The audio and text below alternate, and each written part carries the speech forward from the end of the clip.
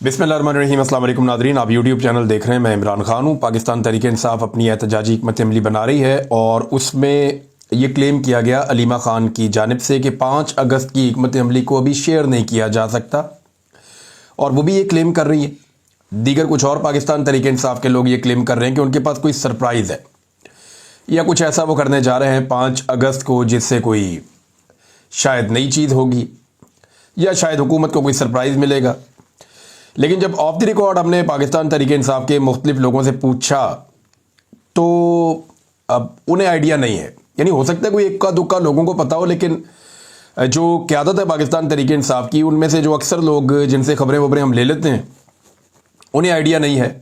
उन्हें सिर्फ यही पता है कि शेड्यूल के जो एहतजाज होंगे वो होंगे और 5 अगस्त के दिन में ज़रा ज़्यादा एहतजाज किया जाएगा, इसलिए कि 5 अगस्त को इमरान खान साहब को गिरफ्तार किया गया था। अब ये जनाब पाकिस्तान तहरीक इंसाफ का अभी तक का प्लान है, जिसमें पाकिस्तान तहरीक इंसाफ के अक्सर लोगों को नहीं पता कि ये मंसूबा है क्या। जुनैद अकबर साहब ने यह क्लेम किया कि जो भी हम 5 अगस्त को करने जा रहे हैं उसका ऐलान हम 1 अगस्त को कर देंगे। यानी 1 अगस्त को लोगों को पता चल जाएगा कि 5 अगस्त को पाकिस्तान तहरीक इंसाफ क्या करने जा रही है। जबकि पार्टी के कुछ लोग कह रहे हैं जी हम आखिरी दिन तक नहीं बताएंगे, अगर हम बताएंगे तो हमारे बंदे गिरफ्तार हो जाएंगे, हमारे लिए मुश्किलात बढ़ जाएंगी। अब क्या मोमेंटम बना है तहरीक का, तो सीरियसली मैं आपको ये बताऊं कि जैसे माजी में मोमेंटम बन रहा था, अभी तक वैसी एक भी चीज़ मैंने नहीं देखी। अब मैंने जुलूस देखे हैं, जलसे देखे हैं, सिंध के अंदर एक्टिविटी हुई है, सलमान अकरम राजा साहब गए हैं, लेकिन ये जो रियल पॉलिटिकल एक्टिविटीज़ पाकिस्तान में होती हैं ये उस तरह की एक्टिविटीज़ हैं। पाकिस्तान तहरीक इंसाफ का एक खासा रहा गुज़िश्ता 2-3 साल में कि जब भी वो लोगों को निकालते हैं तो लोग बहुत बड़ी तादाद में निकलते हैं और लोग अपनी मर्ज़ी के साथ खुद आते हैं, बहुत बड़ी तादाद में आते हैं और इमरान खान की आवाज़ के ऊपर लब्बैक कहते हैं। वो चीज़ अभी तक दिखाई नहीं दी। एक आदमी जेल में बैठा और पाकिस्तान की आवाम की वजह से बैठा, और पाकिस्तान की आवाम इस बात को जानती भी है, लेकिन जो लोग लोगों को बाहर बुला रहे हैं उनके ऊपर से लोगों का ट्रस्ट कमज़ोर पड़ गया है। तहरीक इंसाफ ने आपस में इतनी लड़ाइयाँ की, एक दूसरे को इतना गद्दार और गद्दार कहा, एक दूसरे को इतना ज़्यादा टारगेट किया कि अब आहिस्ता आहिस्ता सारे लोग जो है वो अपनी क्रेडिबिलिटी ऐसा लगता है खोते चले जा रहे हैं और लोग इनकी आवाज़ सुनने को भी शायद तैयार नहीं है या उस बड़े पैमाने पर तैयार नहीं है। इमरान खान के नाम पे लोग निकलते तो हैं, अभी भी जो है वो काफ़ी दिन बाकी हैं, यानी वो 4 दिन ये बाकी हैं, उसके अलावा कोई 5 दिन जो है वो अगस्त के बाकी हैं। तो 5 अगस्त तक क्या होगा, अभी 1-1.5 हफ्ते का टाइम है, 1 हफ्ते से ज़्यादा का टाइम है। देखते हैं कि लोगों का कोई मोमेंटम बनता है या नहीं बनता, लेकिन अभी तक मोमेंटम बनाने की कोशिश की जा रही है। और मैं आपको सीरियसली ये बताऊं कि जो कोशिश इस मरतबा पाकिस्तान तहरीक इंसाफ की लीडरशिप कर रही है, ये माजी से ज़्यादा कोशिश हो रही है। माजी में इतनी कोशिश नहीं की गई, इस दफ़ा लीडरशिप ज़्यादा कोशिश कर रही है। अवाम की तरफ से जो रिस्पॉन्स है वो उस तरह का नहीं है। माजी में अवाम का जो रिस्पॉन्स है वो बड़ा तगड़ा था और लीडरशिप को कुछ भी नहीं करना पड़ा था, अवाम निकल के आ गई थी। अब सवाल यह पैदा होता है कि 5 अगस्त तक ऐसा क्या करेगी पाकिस्तान तहरीक इंसाफ, या कौन सी ऐसी अनाउंसमेंट करेगी कि एक मोमेंटम बनेगा। इमरान खान साहब तो जेल के अंदर अग्रेसिव हो गए, उन्होंने तो जारहाना बयान देना शुरू कर दिए। उन्होंने सीधी डायरेक्ट उन्होंने चढ़ाई आसिम मुनीर साहब पे की है और वो सारी चीज़ों के लिए आसिम मुनीर साहब को जिम्मेदार करार दे रहे हैं। मैंने आपको इमरान खान साहब का स्टेटमेंट पढ़ के सुनाया, तो कोई भी कभी भी किसी फील्ड मार्शल या आर्मी चीफ के खिलाफ जेल में बैठा हुआ हुक्मरान कभी ऐसा नहीं बोला जैसा इमरान खान साहब बोल रहे हैं। हत्ता कि जुल्फ़िकार अली भुट्टो के बयानात भी हैं, लेकिन मोहतात बयानात थे। नवाज शरीफ के बयानात भी हैं, आसिफ अली जरदारी के बयानात भी हैं। अलग इनके तो बयानात जब जेल में ही होते हैं तब तो आर्मी चीफ का ये नाम भी नहीं लेते, तब तो ये उनके बारे में एक लफ्ज़ भी नहीं बोलते, ना आर्मी चीफ का। आप गौर करें ना, नवाज शरीफ जितनी दफ़ा जेल गया, कभी नवाज शरीफ ने आर्मी चीफ का नाम लिया? तब तो किसी अर्दली का नाम भी नहीं लेते ये। जरदारी साहब जब जेल में गए, क्या वो तब ये करते थे? बिल्कुल नहीं करते थे, बल्कि बाहर जो उनकी पार्टी के लोग थे वो भी नहीं करते थे।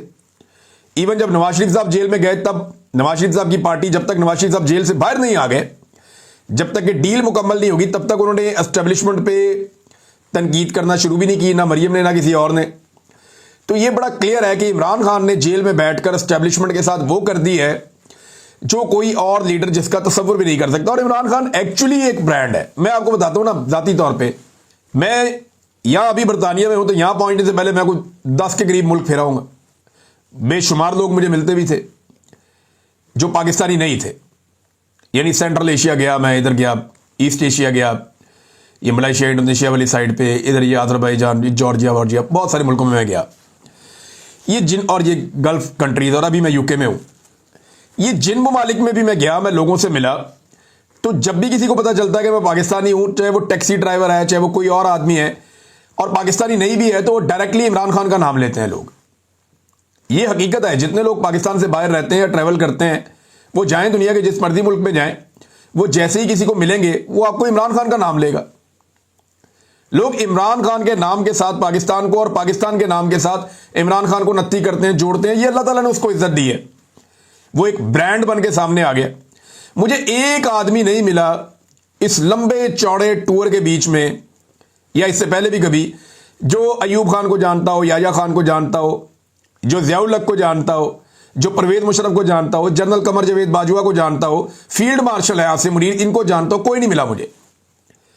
हां, मुझे हर मुल्क में ऐसे बंदे बेशुमार मिल जाते हैं जो पाकिस्तान का नाम ले तो इमरान खान को जानते हैं। तो इमरान खान जो है वो एक बड़ा ब्रांड है। हालांकि फील्ड मार्शल होने के बावजूद आसिम मुनीर साहब ने मुलाकात की, जाके खाना खाया डोनाल्ड ट्रंप के साथ, तो डोनाल्ड ट्रंप भी आसिम मुनीर का नाम भूल गए। लेकिन जब भी कभी आप डोनाल्ड ट्रंप के सामने जिक्र करेंगे तो इमरान खान का नाम उन्हें फौरन याद आ जाएगा। तो इमरान खान एक्चुअली कद में इनसे बहुत बड़ा है सबसे, और यही प्रॉब्लम है पाकिस्तान की मिलिट्री एस्टेब्लिशमेंट की कि एक आदमी हमसे ज्यादा कद में बड़ा कैसे हो गया। हीरो का जो स्टेटस है वो तो हमारे पास था हमेशा से, ये आदमी कौन आ गया जो हमारी जगह पे हीरो बन रहा है। लोग हमें ताकतवर समझते थे, लोग हमसे प्यार करते थे, हमें लोग ईमानदार और मुहिब्बे वतन समझते थे। ये कहां से आ गया एक और आदमी जो हमारा मुकाबला कर रहा है इस चीज में। तो बजाय इसके कि उसको बर्दाश्त करते, मिलिट्री एस्टेब्लिशमेंट ने रिएक्ट कर दिया, और वो रिएक्शन अब आप देखें कहां ले आए उनको। वो जितना इमरान खान को मारते हैं उनकी अपनी मकबूलियत उतनी ज्यादा फारिग हो जाती है, और ये उनके साथ लगातार होता चला जा रहा है, होता चला जा रहा है। इमरान खान साहब से ऐसा लगता है पूरा निजाम बदला ले रहा है, मिलिट्री एस्टेब्लिशमेंट भी बदला ले रही है, ब्यूरोक्रेसी भी बदला ले रही है। ये जितनी सियासी जमातें हैं, ये जानते हैं कि जिस दिन ये इक़्तिदार से निकले ये जेलों में जाएंगे। इन्होंने इलेक्शन चोरी किया हुआ है, इन्होंने करप्शन के ऊपर एनआरओ लिया हुआ पूरा का पूरा, इन्होंने अपने केसेस खत्म करने के लिए कवानीन बदल दिए हैं। जिस दिन पाकिस्तान में ताकत का तवाज़ुन दूसरी तरफ गया, ये सारे जेलों में जाएंगे। और जैसी जेल इमरान खान साहब को इन्होंने गुजरवा दी है, जो इन्होंने एक पैटर्न सेट कर दिया जेल का, ये मैं आपको बता रहा हूं कि एक आम से आम जो पॉलिटिकल वर्कर है ना, उसने भी इतनी मुश्किल जेल नहीं काटी जो इन्होंने इमरान खान के साथ करवा दिया है। कैद तन्हाई बहुत बड़ी कैद होती है। आप बाकी कैदियों के साथ बैठे, वहां पे जेल में कैदी आपस में ताश खेल रहे होते हैं, लूडो खेल रहे होते हैं, बातें कर रहे होते हैं, उनका टाइम पास हो रहा होता है, खाने एक दूसरे के साथ शेयर कर रहे होते हैं, कोई इधर की गप सुनाता है, कोई उधर की गप सुनाता है, टाइम का पता नहीं चलता। लोग काफी टाइम जेलों में गुजार देते हैं। लेकिन जब आप अकेले जेल के अंदर आपको बंद कर दिया जाए, तनहा कर दिया जाए, जेल में बड़ी सख्त सजा ये होती है, चक्की ला दो, इन्हें कल्ला कर दो, किसी से बात ना करे, मिले ना किसी से। ये इतनी सख्त सजा होती है कि कैदी ज़हनी मरीज बन जाते हैं। इमरान खान साहब को सख्त तरीन कैद तन्हाई वाली सजा दी गई है, और उनको कैद तन्हाई में रखा गया है बगैर किसी जज के ऑर्डर के। कोई बंदा उनको मिल भी नहीं सकता। मियां साहब की तो रोजाना मुलाकातें होती थी, दबाने वाले बंदे अलग आते थे, फिजियोथेरेपी वाले बंदे अलग आते थे। डॉक्टर मियां साहब को 4-4 दफा अपना डॉक्टर अदनान जो है वो जेल के अंदर टाइम गुजारता था। मियां साहब लिस्टों के ऊपर साइन करते थे। पर डे को 20 से ज्यादा बंदे मियां नवाज शरीफ साहब ने भुगताए जब जेल में रहे, वो अभी इमरान खान के दौर में।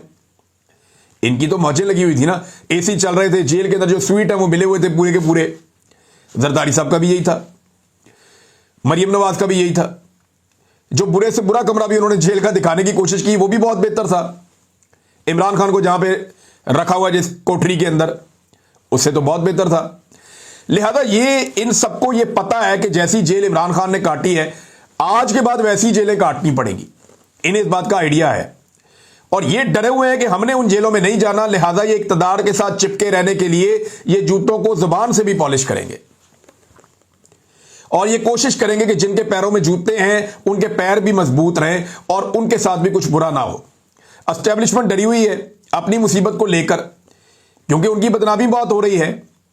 उनके अपने अंदर एक बहुत बड़ी सोच डेवलप हो रही है कि यार ये क्या बकवास है, हम किस लिए मार खा रहे हैं, अवाम तो हमसे प्यार करती थी, नफरत क्यों कर रही है। एक आदमी के बुग्ज में मिलिट्री एस्टेब्लिशमेंट ने पूरे इदारे का नुकसान नहीं किया। इमरान खान ने यही तो बात की है। इमरान खान ने कहा कि आसिम मुनीर साहब की वजह से जो नुकसान है वो पूरे इदारे को हो रहा है, ये इमरान खान साहब ने कहा और वो इस बात के ऊपर कन्विंस हैं।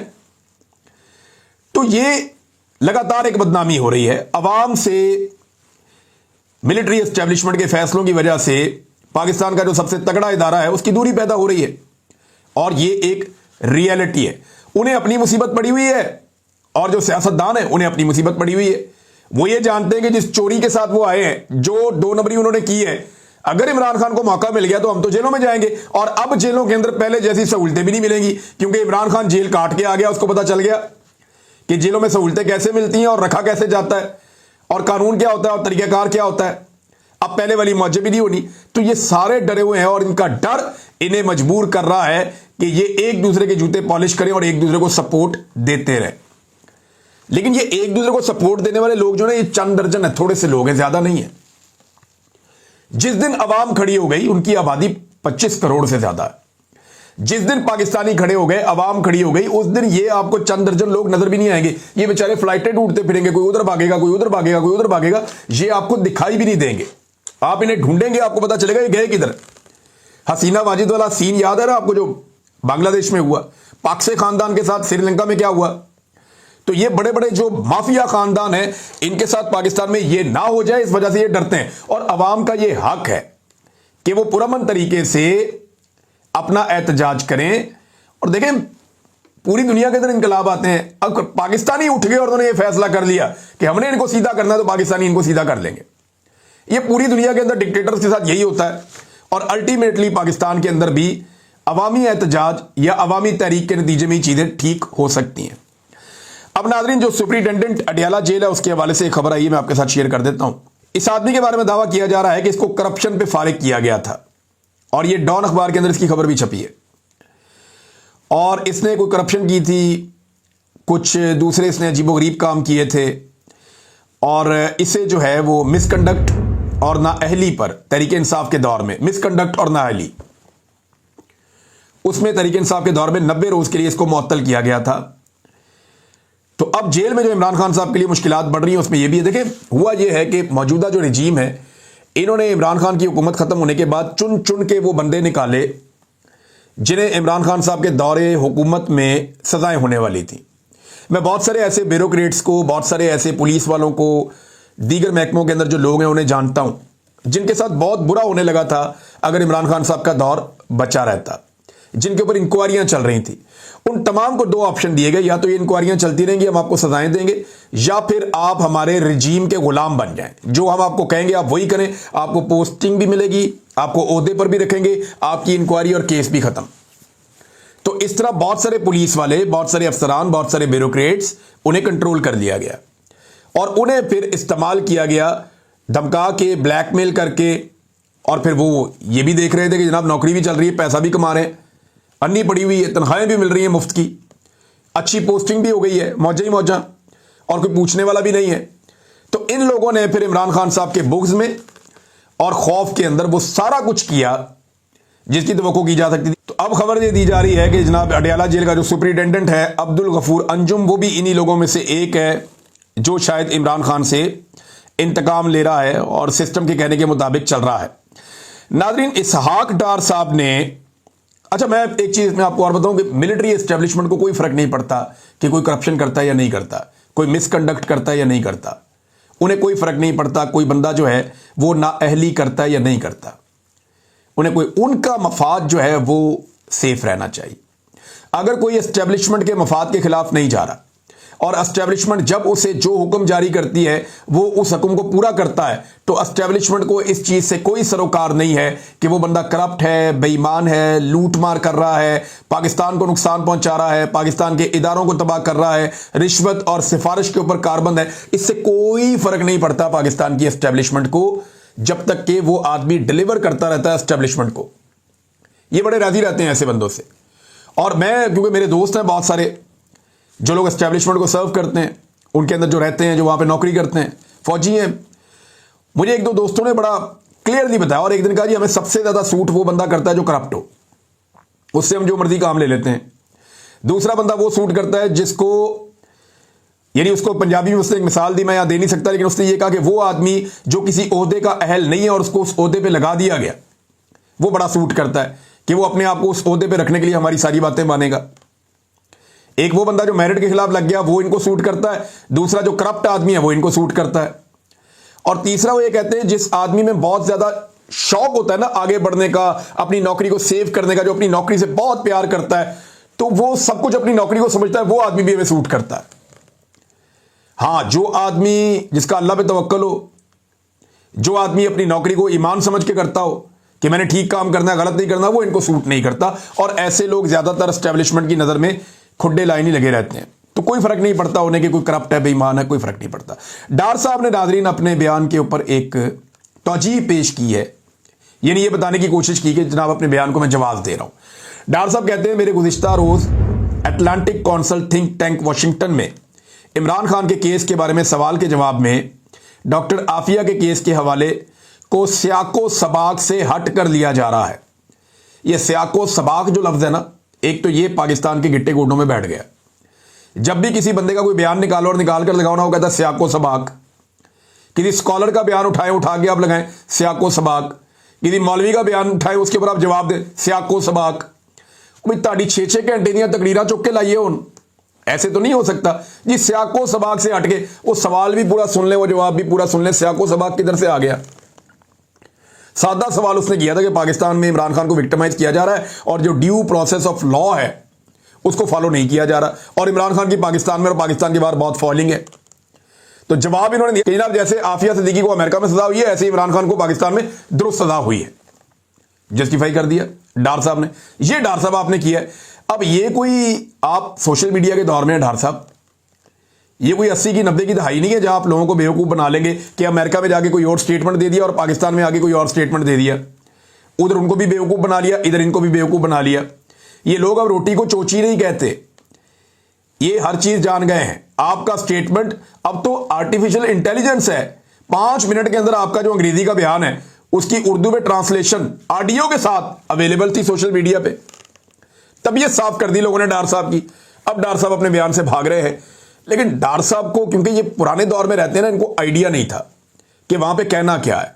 इन्होंने अमेरिका में बयान कुछ और दिया और पाकिस्तान में आने से पहले अब क्लैरिफिकेशन दे रहे हैं, लेकिन क्लैरिफिकेशन नहीं बननी, आपकी हकीकत और सच जो है वो लोगों के सामने आ गया और आपके अपने मुंह से निकल कर आ गया। नाज़रीन, एक और जो डेवलपमेंट है वो इस्लामाबाद में बड़ी अजीबोगरीबी है।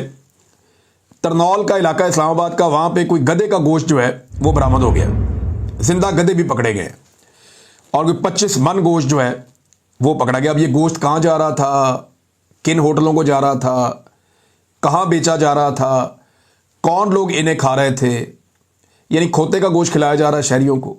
ये पहली दफ़ा नहीं हो रहा। लाहौर में बड़ा अरसा खोते का गोश्त शहरियों को खिलाया गया, उसके बाद कुछ और इलाकों में खोते का गोश्त शहरियों को खिलाया गया। मैं हैरान होता हूं कि इस्लामी जमहूरिया पाकिस्तान है और वहां पे लगातार कार्रवाई डलती रहती है। जब खोता खिलाने वालों की आपस में लड़ाई हो जाए तो उनमें से एक मुखबरी कर देता है, तब पता चलता है जाके इंतजामिया को। तो ये फूड अथॉरिटी ने छापा मारा है। फूड अथॉरिटी के छापे का मतलब है कि ये खुराक के लिए इस्तेमाल हो रहा था, और किसी मकसद के लिए इस्तेमाल होता तो कोई और महकमा आ जाता। तो जनाब जिंदा गधे भी पकड़ लिए वहां से, गधों का गोश्त भी वहां से उठा लिया। अब पता नहीं गधों का गोश्त किस किसने खाया और किस किसने खिलाया। इससे पहले भी बहुत खिलाया गया। मैं यहां पे गैर मुस्लिम मुल्क है जहां पे हूं, जिस दुकान के ऊपर छोटा सा लिखा हुआ होता है ना हलाल, लोग आंखें बंद करके खरीद लेते हैं, क्योंकि लोगों को पता है यहां पे अगर हलाल की जगह कुछ और हमें मिला ना तो इसका सारा कारोबार ठप हो जाएगा, बंद हो जाएगा, ये जेल चला जाएगा, ये छूट नहीं सकेगा। लेकिन पाकिस्तान में परवाही किसी को नहीं। खोते खिलाई जा रहे हैं, जानवरों का गोश्त खिलाई जा रहा है। वो एक बंदा कच्चू कुम्मे खिला रहा था लोगों को, कछुओं का गोश्त दे रहा था। हैरत होती है मुझे। और यार थोड़े अरसे के बाद इस तरह का एक स्कैंडल आ जाता है पाकिस्तान में, लोगों को अपना मरना ही भूल गया, उन्हें पता ही नहीं है, यानी जो मर्जी लोगों को खिलाई जाएंगे। और हुकूमत जो है वो तो बस एक ही काम पे लगी हुई है कि उन्होंने सारे इदारों ने मिलकर पॉलिटिक्स ही करनी है। पहले सारे रल के कराची में मार रहे थे एमक्यूएम को, उसके बाद टारगेट किया गया खैबर पख्तूनख्वा में जमातों को, फिर फैसला हुआ जी अब फलां जमात को मारना है। आजकल पीटीआई के पीछे चढ़े हुए हैं सारे रल के, सारी पुलिस यही काम कर रही है, सूबाई महकमे ये काम कर रहे हैं, जिले हुकूमतें ये काम कर रही है। एस्टेब्लिशमेंट ये काम, सारे एक काम कर रहे हैं, बाकी सारे काम इन्होंने छोड़ दिए। नाज़रीन, एक और खबर है और ये खबर गाजा से है। गाजा में हर 3 में से 1 शख्स, यानी 1/3 गाजा के जो लोग हैं वो कई दिनों से भूखे हैं, उन्होंने खाना नहीं खाया। गाजा की जितनी आबादी है उसकी 1/3 कई दिनों से भूखी है, उन्होंने खाना नहीं खाया। और जो गाजा में काम करने वाले सहाफ़ी हैं जो कई आलमी इदारों के साथ मुंसलिक हैं, वो भी अपने ख़ानदान वालों के लिए खाना मुहैया नहीं कर पा रहे। रोज़ाना 50 से ज़ायद लोग ऐसे हैं जो खाने के इंतज़ार में शहीद हो जाते हैं, वहाँ उन पर अटैक हो जाता है और वो शहीद हो जाते हैं। और इससे दुनिया हिल गई है। यूरोपीय ममालिक इसके ऊपर रोला डाल रहे हैं, इसके ऊपर बात कर रहे हैं, इसको रोकना चाहते हैं। लेकिन अमेरिका अभी भी इसराइल को मौका दे रहा है लड़ाई करने का। हालांकि डोनाल्ड ट्रंप ने यह कहा था कि 1 हफ्ते में जंगबंदी हो जाएगी। आज उस बात को भी मेरे ख्याल में 3 हफ्ते होने वाले हैं और जंगबंदी होने की बजाय मज़ीद खून बह रहा है, लगातार खून बह रहा है गाज़ा में और दुनिया इसको रोकने में नाकाम है। सारी दुनिया को इसके लिए आवाज़ उठानी चाहिए। ये एक इंसानियत का मामला है और ज़्यादातर लोग जो अपने अंदर इंसानियत रखते हैं वो हर किस्म की कत्लो गारतगिरी के ख़िलाफ़ आवाज़ उठाते हैं, जिनमें गाज़ा का भी एक मसला है। और इसमें एक बड़ा इंपॉर्टेंट रोल हो सकता था अरब ममालिक का, लेकिन बदकिस्मती है कि हमने वो रोल प्ले होता हुआ नहीं देखा। अब तक के लिए इतनी, अपना ख्याल रखिएगा, अपने इस चैनल का भी। अल्लाह हाफ़िज़।